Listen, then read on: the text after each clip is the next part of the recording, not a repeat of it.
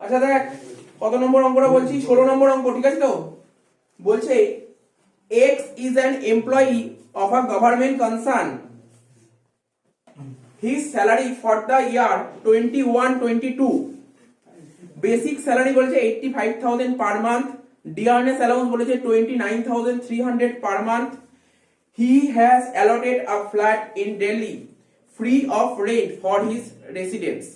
The license fee of the flat determined as per government rule 2,64,000 per annum, while its fair rate 2,76,000 per annum. Determine the value of perquisite of such accommodation. দেখ আমি বারবার বলেছিলাম এই যে টপিকটা করছি পারকুইজিটস মানে রেন্ট ফ্রি অ্যাকোমোডেশন।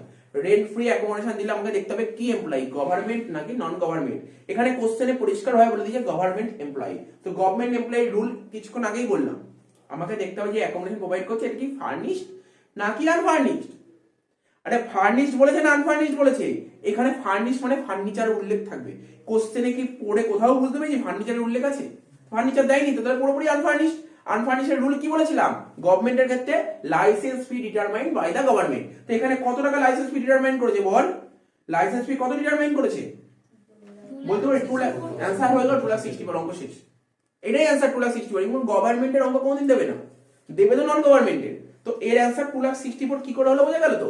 তো দেখ অ্যানসারটা লেখ, আমি এটা বলছি লেখ।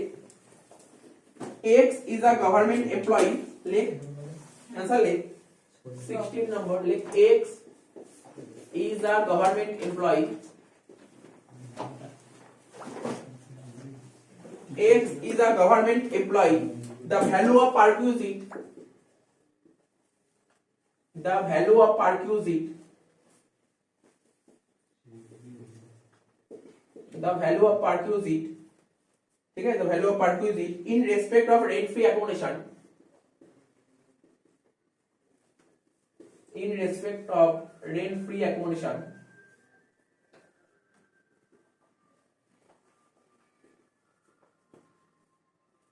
ठीक है तो is rupees 2,64,000, is rupees 2,64,000, full stop, ठीक है तो দেখ बस এইটুকু লিখলেই হয়ে যাবে। আর যদি লিখতে ইচ্ছা করে আর একটু ব্যাকে লিখে দিতে পারিস licence fee determined as per government rule. ব্যাকে লিখতে পারিস লাইসেন্স ফি ডিটারমাইন্ড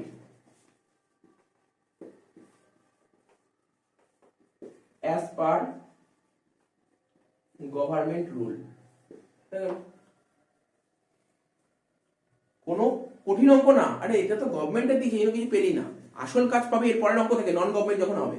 আর এক্সামে তো নন গভর্নমেন্টই দেবে, কখনো গভর্নমেন্টের অঙ্ক দেবে না, ঠিক আছে তো? তো কেন এটা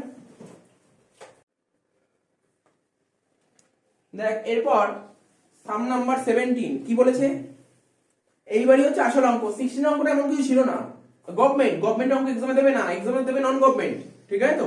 এক্সামে কোনোদিন গভর্নমেন্টের অঙ্ক আসবে না, সবসময় নন গভর্নমেন্টের অঙ্ক দেবে। দেখ কি লেখা আছে, P is employed in a private concern in Delhi.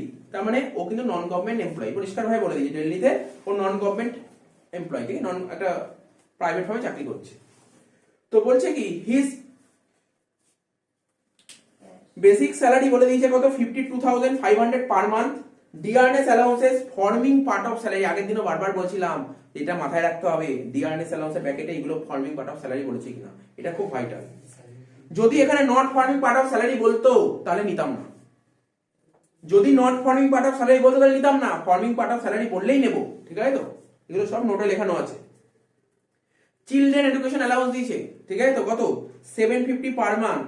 আমি আগেও বলেছি আবার বলেছি চিলড্রেন এডুকেশন অ্যালাউন্সেস, ঠিক আছে? চিলড্রেন এডুকেশন অ্যালাউন্স যদি পাওয়া যায় কোম্পানি থেকে, চিলড্রেন এডুকেশন অ্যালাউন্স পাবো কত টাকা করে দিয়েছে? 750 করে দিয়েছে পার চাইল্ড ফর 2 চিলড্রেন। একজন চাইল্ডের জন্য 750 করে দিয়েছে পার মান্থ দিয়েছে, ঠিক আছে তো? তো কটা চিলড্রেন আছে? 2 জন চিলড্রেন। দেখ এখানে 2 জন চিলড্রেন দিলে ঠিক আছে, দেখ ওর যদি 3টে বা 4টে চিলড্রেনও থাকতে পারে, যে কটা চিলড্রেন থাকবে সব কটা চিলড্রেনের জন্যই ও অ্যালাউন্স পাবে। কিন্তু ইনকাম ট্যাক্স কি বলেছে? এক্সেমশন আমি শুধুমাত্র 2 জনকেই দেবো, 2 জনের বেশি কাউকে দেবো, এটা এক্সেমশন বলে দিয়েছে। কে এক্সেমশন কে দেয়? Income tax department. Income tax department বলেছে আমরা এক্সেমশন ম্যাক্স টু ম্যাক্স 2 চাইল্ডকেই দেব, দুজন চাইল্ডকেই দেব ডিডাকশন, মানে এক্সেমশন দুজনকেই দেব, দুজনের বেশি কাউকে দেব না। সে ওর 4 জন চিলড্রেন থাকতে পারে, ও কোম্পানি থেকে 4 জন টাকা পাক, কোনো সমস্যা নেই তাতে। কি বললাম বুঝতে পারলি? এক্সেমশন দুজনকেই দেব।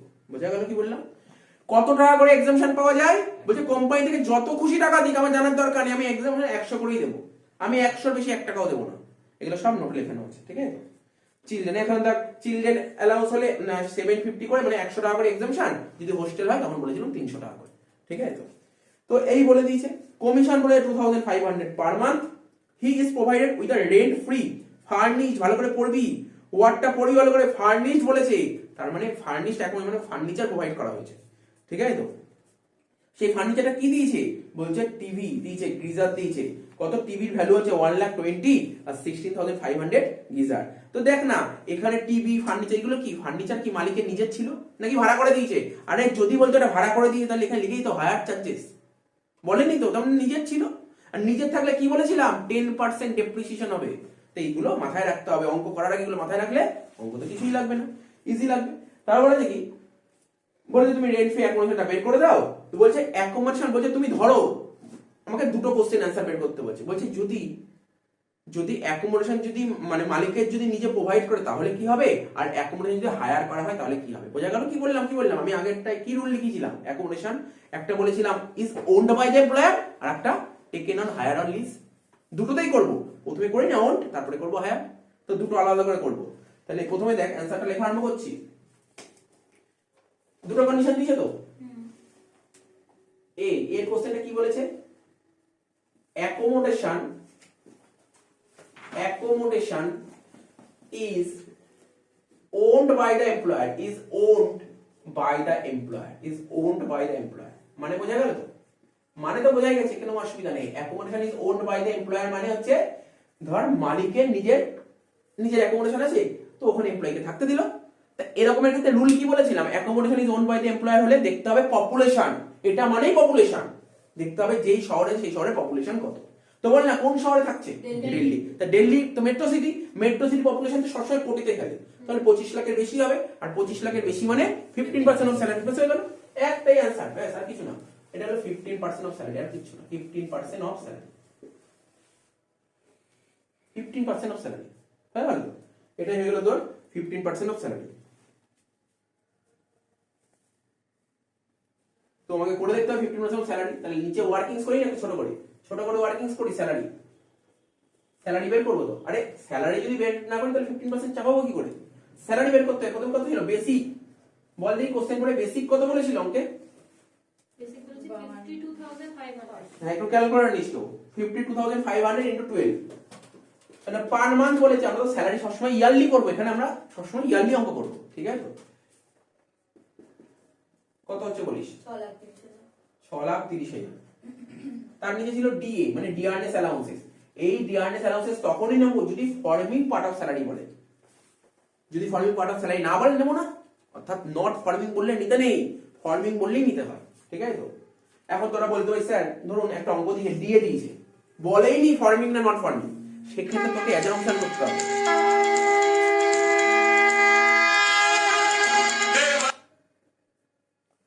সেক্ষেত্রে তোকে অ্যাজাম্পশন করতে হবে ফর্মিং নাকি নট ফর্মিং।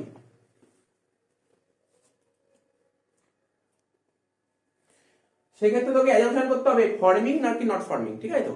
কি বললাম বুঝতে পারলি? সেক্ষেত্রে যদি ডিএ লিখে দিয়েছে ব্র্যাকেটে বলেনি ফর্মিং না নট ফর্মিং, সেক্ষেত্রে আমাকে অ্যাজাম্পশন করতে হবে ফর্মিং না নট ফর্মিং, যেটা আমার ইচ্ছা হবে সেটা আমি অ্যাজাম্পশন করব। তো ঠিক আছে, এখানে কোনো সমস্যা নেই, ডিএ বলেই দিয়েছে। ডিএ কত বলেছে দেখ? 28,500 পার মান্থ ইনটু 12,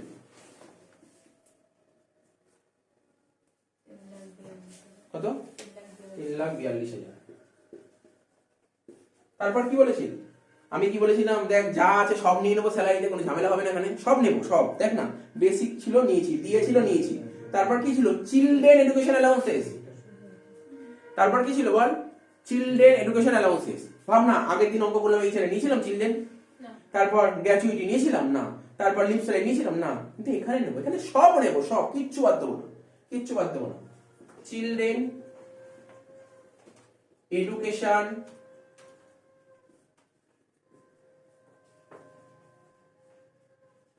তোর অ্যালাউন্সের ভিডিওটা দেখাবে তো? কি অ্যালাউন্সের ভিডিওটা দেখাবে নিশ্চয়ই, তো ওর মধ্যে ছিল, ডিটেইলসে বলেছিলাম।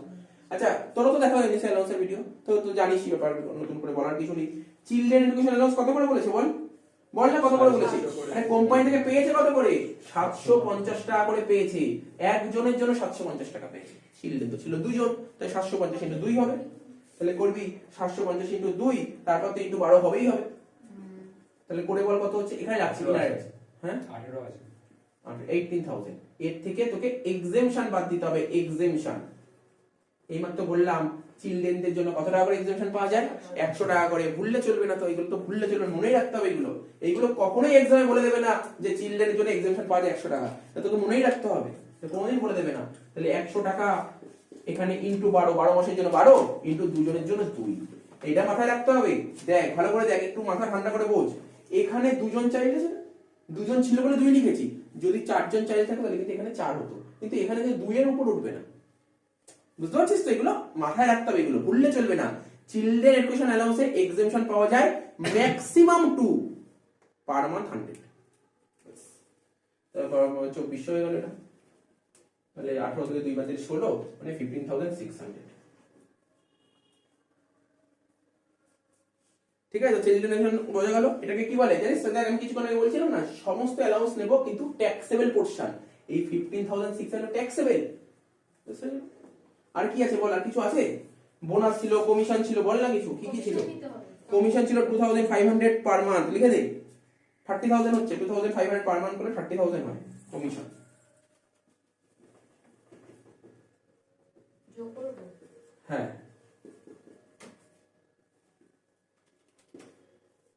টোটাল করে দেখ কত হচ্ছে।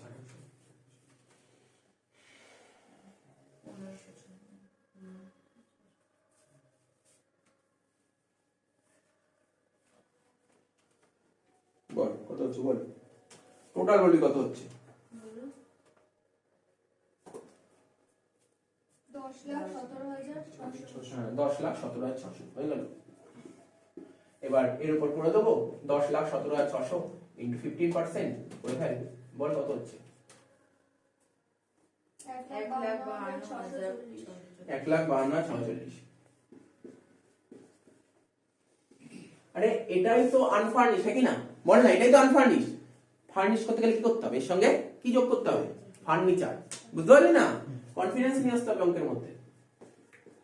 এর সঙ্গে ফার্নিচার যোগ করলে হয়ে যাবে ফার্নিশ। তো ফার্নিচার মানে লিখবো কস্ট অফ ফার্নিচার। কি লিখবো? Cost of furniture. ঠিক আছে, কস্ট অফ ফার্নিচার। তো দেখ না এখানে কস্ট অফ ফার্নিচার কত হবে? তো ফার্নিচার কি কি দিয়েছে বল না, তোরা বল না ফার্নিচার কি কি দিয়েছে? স্যার টিভি দিয়েছে আর গিজার দিয়েছে। টিভি আর গিজারের যোগফল কত? দেখ এখানে লিখে দিচ্ছি, 1,20,000 প্লাস 16,500। এই তো ছিল। আরে আমি কি বলেছিলাম, যদি মালিককে যে নিজের ফার্নিচার থাকে তাহলে কি হবে? 10% ডেপ্রিসিয়েশন হবে। ঠিক আছে তো? কখনো কখনো তোকে এক্সামে ঘাবড়ে দেবে, কি করে দেবে? এই অঙ্কে বলে না, অন্য অঙ্কে বলে দেবে। বলে দেবে কি জানিস তো? ব্র্যাকেটে একটা বলে দেবে কস্ট প্রাইস, আর একটা বলে দেবে রিটেন ডাউন ভ্যালু। বুঝতে পারলি তো? ভুল করে যদি রিটেন ডাউন ভ্যালুতে নিয়ে নিস তাহলে অঙ্ক গল্প হয়ে গেল, মানে অঙ্ক ভুল হয়ে গেল ওখানে। কেননা স্ট্রেট লাইন মেথডের নিয়ম কি শিখেছিস? কষ্টের উপর চার্জ করতে হয়, সুতরাং কষ্টের উপরই চার্জ করতে হবে, এটা মাথায় রাখবি। এই জন্য বারবার আমি এখানে কস্ট বলে ওয়ার্ডটা দিয়ে দিয়েছি, এটা ভুলবি না কখনো। ঠিক আছে তো? ইন্টু 10% চাপিয়ে দে, চাপিয়ে দে 10%। 1,36,500 মানে হচ্ছে 13,650, 13,650। 13,650 শেষ হয়ে গেল। আরে এর বাইরে অঙ্ক থাকবেই না, এই অঙ্ক বললাম, এর বাইরে কিছু থাকবে না। এই রুল থাকবে, বারবার তোরা যে পারবি না মানে কোশ্চেনের লাইনের মানে বুঝতে পারছিস না, এই জন্যই পারবি না। অঙ্ক তো এটাই। তাহলে এ টোটাল কত হলো? টোটাল কত হলো বল? টোটাল কত হলো বল?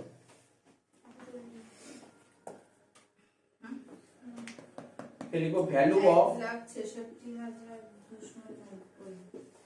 যেটা হলো তাকে বলে value of rent free furnished accommodation.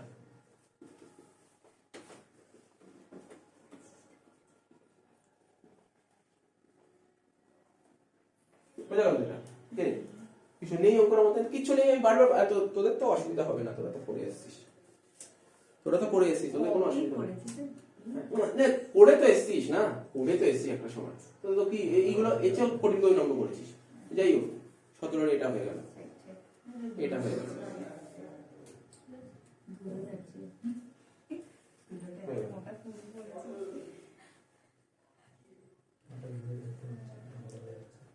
বইটা একটু কথা বলতে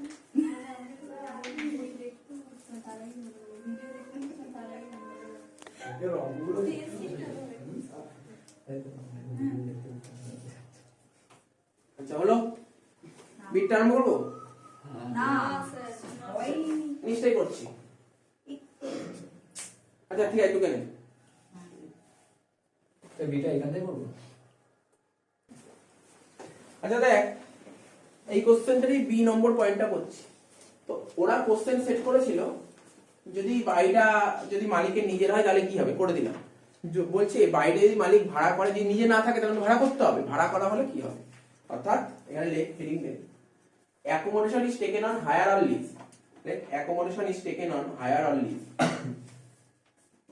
accommodation is taken on hire, taken on hire or lease.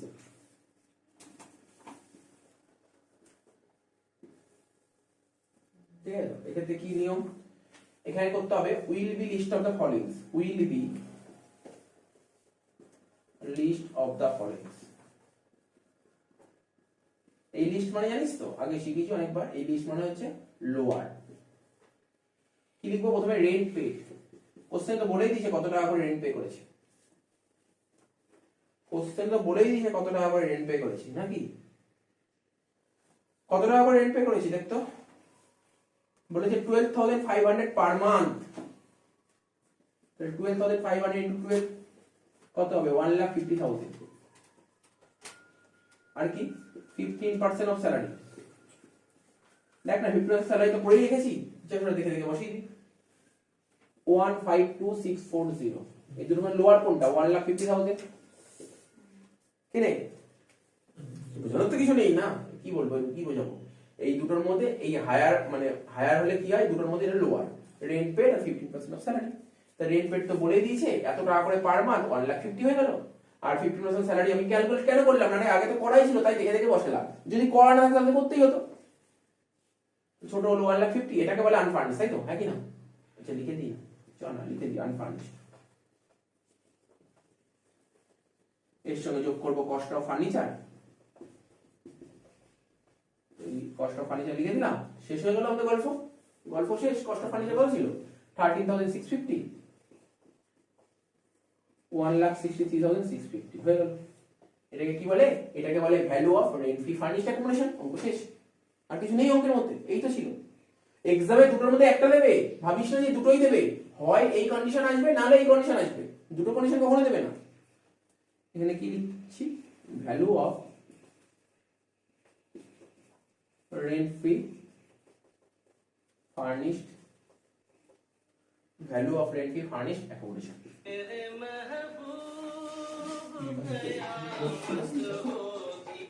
আস্তে চলো দেখো 18 নম্বর অঙ্কটা করবো। 18 নম্বর অঙ্কটা কি বলেছে, বলছে বিজয় an employee of a private concern has drawn basic salary 20,000 per month, dearness allowances আবার বলেছে forming part of salary 8,000 per month. He is provided with an accommodation in Kolkata, the fair rent of which 7,000 per month. ঠিক আছে, দেখ না আগের অঙ্কটাও fair rent বলেছিল, এখানেও fair rent বলেছে। ফেয়ার রেন্ট ফাউ দিয়েছে, কোনো কাজে লাগবে না। ঠিক আছে, তো তাকে একটা কলকাতায় একটা অ্যাকোমোডেশন প্রোভাইড করা হয়েছে। ঠিক আছে, কলকাতায় অ্যাকোমোডেশন প্রোভাইড করা হয়েছে, এটা বুঝতে হবে নিজের বাড়ি মানে মানে এমপ্লয়ার মানে কোম্পানির কি নিজস্ব অ্যাকোমোডেশন প্রোভাইড করেছে নাকি ভাড়া করে দিয়েছে। এখানে কিন্তু কোম্পানির নিজস্ব অ্যাকোমোডেশন প্রোভাইড করেছে, অর্থাৎ বলতে পারি accommodation is owned by the employer. Rent charged by the employer for such accommodation is rupees 4,500 per month. এই লাইনটার মানেটা একটু বুঝতে হবে। এখানে কি বলছে, রেন্ট চার্জ, কে রেন্ট চার্জ করেছে, এমপ্লয় মানে কোম্পানি রেন্ট চার্জ করেছে। কেন, এই যে অ্যাকোমোডেশনে থাকতে দিই তার জন্য রেন্ট চার্জ করেছে।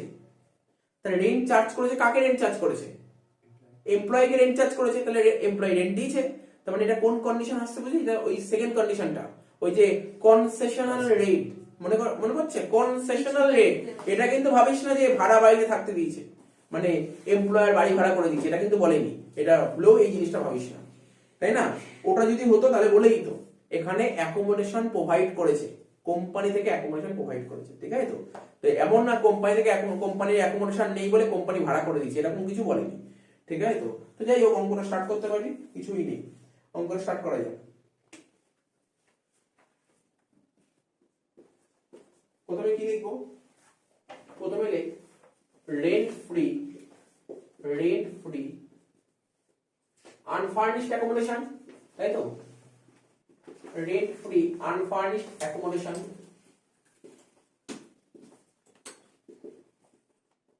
ঠিক আছে? কি লিখলাম? রেন্ট ফ্রি আনফার্নিশড অ্যাকোমোডেশন লিখে দিলাম। রেন্ট ফ্রি আনফার্নিশড অ্যাকোমোডেশন কি হয়? আচ্ছা এটা বল না, আগে কোশ্চেন পড়ে বুঝতে হবে নিজের বাড়ি নাকি ভাড়া বাড়ি, ঠিক আছে? অর্থাৎ রেন্টেড হাউস নাকি ওন্ড বাই দ্য এমপ্লয়ার, এটা বুঝতে হবে। এটা কি ওন্ড বাই দ্য এমপ্লয়ার নাকি রেন্টেড হাউস? বল। Owned by the employer. Owned by the employer হলে জানতে হয় পপুলেশন কোন শহরে দিয়েছে, কোন কলকাতা। তার মানে তো বুঝতেই পারছিস মেট্রো সিটি মানে 25 লাখের বেশি হবেই, তাই তো? 25 লাখের বেশি হলে 15% অফ স্যালারি হয়ে গেল।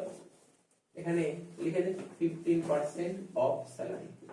তাহলে তোকে স্যালারি করতে হবে, বের করি তো স্যালারি।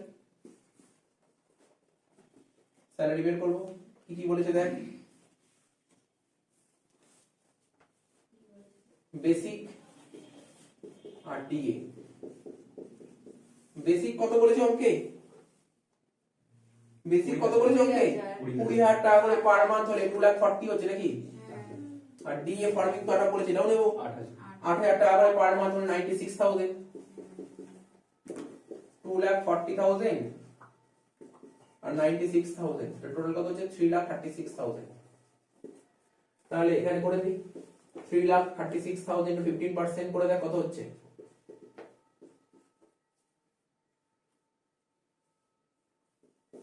50,400 দাঁড়াচ্ছে, বুঝিস তো? এটা কি বেরোলো বল? Rent free unfurnished accommodation. ফার্নিচারের কথা কোশ্চেন পড়ে একবারও বুঝেছিস কি? কিছু জিজ্ঞেস করবি? কোশ্চেনে কোথাও বলে যে ফার্নিচার দিয়েছে? কোথাও বলে যে? কোশ্চেনটা পড়ে দেখ না, দেখ না কোশ্চেনটা পড়ে, ফার্নিচারের কত দিয়েছে, কত টাকা ফার্নিচার দিয়েছে বলেছে? ফার্নিচারের কথা কিছু? ফার্নিচার দেয় নেই, ফার্নিচার ওকে, তাহলে আনফার্নিশডই ছিল। আর কি বলেছে? বলেছে যে এমপ্লয়ার এমপ্লয়ের কাছ থেকে রেন্ট চার্জ করেছে, তাহলে এমপ্লয়ি রেন্ট দিয়েছে, তাহলে রেন্ট দিলে কি হয় বলেছিলাম না, লেস করতে হবে। দেখ না, আমাকে কোম্পানি থেকে এত টাকার অ্যাডভান্টেজ দিল, এত টাকার অ্যাডভান্টেজ দিল, আবার আমার থেকে কিছু টাকা নিয়ে নিল, কিছু টাকা নিয়ে নিলে কি অ্যাডভান্টেজ কমে যাচ্ছে? তো এখানে কি হবে? মাইনাস দিয়ে লিখবো রেন্ট চার্জড, রেন্ট চার্জড, ঠিক আছে? Rent charged by the employer, by the employer. কত টাকা? কত টাকা করে রেন্ট চার্জ করেছে? 4,500 পার মান্থ। তাহলে ইনটু 12 করে দে, কত হচ্ছে? 54,000, ঠিক আছে? 54,000। তাহলে কি এটা নীল হবে? দেখ না, নীল হবে। দেখ না, ওকে অ্যাডভান্টেজ দিয়েছে 50,400, কিন্তু ওর থেকে নিয়ে নিয়েছে 54,000, তাই তো? তাহলে ও কি সত্যি কি কোনো অ্যাডভান্টেজ পেয়েছে আদৌ? না। তাহলে হয়ে গেল ভ্যালু অফ পারচেজ নীল, হয়ে গেল ভ্যালু অফ পারচেজ নীল, লিখে দে। আমি আগের দিনও বলেছিলাম ট্যাক্স কিন্তু কখন নেগেটিভ ফিগার কনসিডার করে না, আগের দিন বলেছিলাম। Value of purchase, okay.